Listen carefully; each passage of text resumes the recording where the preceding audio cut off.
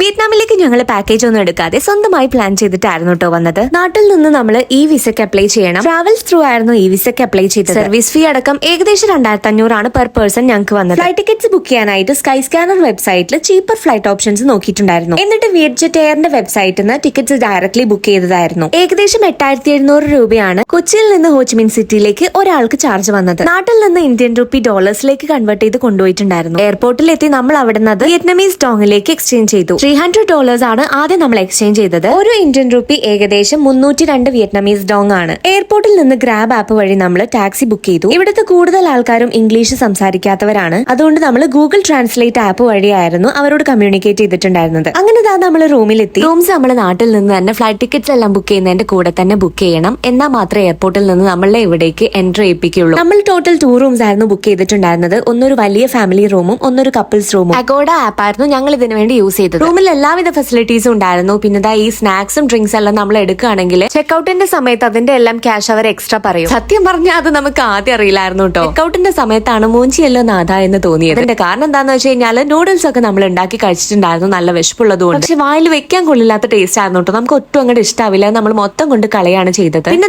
ഒന്ന് കുളിച്ച് ഫ്രഷ്നപ്പ് ആയി ടാക്സിയും ബുക്ക് ചെയ്ത് നമ്മൾ ആദ്യത്തെ ഡെസ്റ്റിനേഷനിലേക്ക് പോവുകയാണ്, ബുലോങ് പഗോഡ. ഇത് നമ്മുടെ റൂമിൽ നിന്ന് ഒരു ഹാഫ് ആൻ അവർ ഡിസ്റ്റൻസിലാണ് കിടക്കുന്നത്. അവിടുത്തെ വിശേഷങ്ങൾ ഞാൻ അടുത്ത വീഡിയോയിൽ ഷെയർ ചെയ്യാം. വിയറ്റ്നാമിലെ വീഡിയോസ് എല്ലാം ഞാൻ ഒരു സീരീസ് ആയിട്ടാണ് അപ്ലോഡ് ചെയ്യുന്നത്. നമ്മുടെ യൂട്യൂബ് ചാനലിലെ വിയറ്റ്നാം എന്ന പ്ലേലിസ്റ്റ് ഒന്ന് ചെക്ക് ചെയ്താൽ മതി.